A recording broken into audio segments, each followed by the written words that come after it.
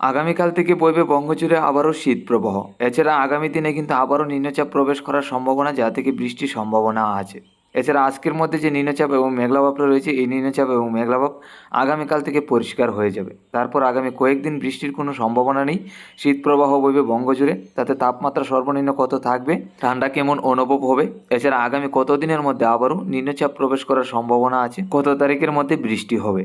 আজ বুধবার 7 তারিখ ফেব্রুয়ারি মাস 2024। আমরা চলে এলাম সরাসরি লাইভে। প্রথমে দেখে নিচ্ছি আজকের নিম্নচাপ, যা থেকে বৃষ্টির সম্ভাবনা আজকের দিনে আছে কিনা। তারপর যাব তাপমাত্রায়, শীত প্রবাহ কতদিন, তারপর কত তারিখের মধ্যে বৃষ্টির সম্ভাবনা। আমি যদি নিম্নচাপ দেখি, আজকের মধ্যে যে নিম্নচাপগুলি রয়েছে, তাতে আমাদের ত্রিপুরার উত্তরের সাইড নিয়ে হালকা পাতলা নিম্নচাপ আছে, যা থেকে আমাদের ত্রিপুরা রাজ্যের একাধিক জেলায় কিন্তু মেঘলাভাবও রয়েছে আজকে সকাল থেকে। এছাড়া বাংলাদেশের চট্টগ্রামের সাইড নিয়েও রয়েছে কিছু নিম্নচাপ, যা থেকে মেঘলাভাবও রয়েছে আজকে সকাল থেকে।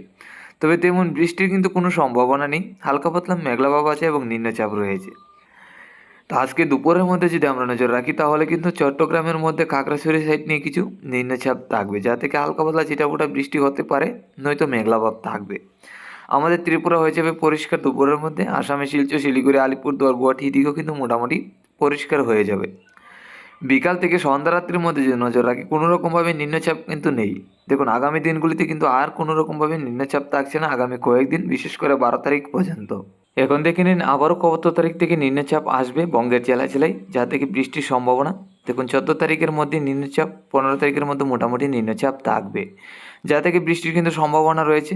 তো আপনাদের কিন্তু ভালো করে দেখাতে পারলাম না, কারণ আগামী 2 দিনের আপডেটের পরেই আমরা কিন্তু সঠিক আপডেটটা পেয়ে যাব। তো আগামী 14 তারিখ থেকে 15 তারিখের মধ্যে কিন্তু বৃষ্টির সম্ভাবনা আছে, যা থেকে বঙ্গের একাধিক জেলায় নিম্নচাপ প্রবেশ করবে। কিছু কিছু জেলায় হালকা থেকে মাঝারি এবং কিছু কিছু জেলায় ভারী বর্ষণও হতে পারে। এরই মধ্যে বজ্রপাত সহ ঝড় বৃষ্টিরও থাকার সম্ভাবনা থাকতে পারে। তো পরবর্তী আপডেটে, পরবর্তী দিনগুলির আপডেট আমরা জেনে নেব। এখন আমরা দেখে নিচ্ছি তাপমাত্রা। তো আমরা চলে এলাম তাপমাত্রায়। আগামীকাল থেকে শীত প্রবাহ বইবে বঙ্গের একাধিক জেলায়। আজকে দুপুরের মধ্যে যদি তাপমাত্রা থেকে 24 থেকে 25, বাংলাদেশ, আমাদের ত্রিপুরা, আসামের শিলচর, শিলিগুড়ি, আলিপুরদুয়ার, গুয়াহাটি। তো আজকে কিন্তু হালকা পাতলা মেঘলাভাব থাকবে ত্রিপুরা, বাংলাদেশের একাধিক জেলায়, আসামের শিলচর, শিলিগুড়ি, আলিপুরদুয়ার, গুয়াহাটি সহ। তো বেশি একটা তাপমাত্রা থাকবে না এই মেঘলাভাব থাকার কারণে দুপুরের মধ্যে। রাত্রির মধ্যে গেলে 14 থেকে 15 বাংলাদেশে, আমাদের ত্রিপুরা, আসামের শিলচর, শিলিগুড়ি, আলিপুরদুয়ার, গুয়াহাটি থেকে 14 থেকে 15। হালকা পাতলা মোটামুটি ঠান্ডা কিন্তু আজকে রাত্রি থেকেই শুরু হবে। আগামীকাল সকালের মধ্যে গেলে 12 থেকে 13 বাংলাদেশে, আমাদের ত্রিপুরায়, আসামের শিলচর, শিলিগুড়ি, আলিপুরদুয়ার, গুয়াহাটির দিকেও 11 থেকে 12-র কাছাকাছি থাকবে। তো আগামীকাল সকাল থেকে কিন্তু উত্তর এবং পশ্চিমের হাওয়া বইবে, যার কারণে দমকা হাওয়ার সাথে ঠান্ডা হাওয়াটা বইতে থাকবে ত্রিপুরা, বাংলাদেশের একাধিক জেলায়। তাতে কিন্তু ঠান্ডা বাড়তে চলেছে আগামীকাল থেকেই।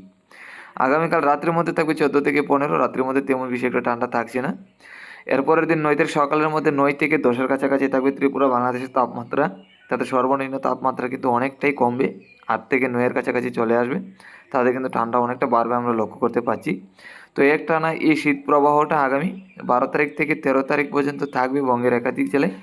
তারপর আবারও 14 তারিখের মধ্যে বৃষ্টি থাকার কারণে তাপমাত্রাটা আস্তে আস্তে ঊর্ধ্বমুখী হবে, কয়েকদিন তাপমাত্রাটা ঊর্ধ্বমুখী থাকবে। তারপর আবারও বঙ্গের একাধিক জেলায় শীত প্রবাহ বইতে পারে।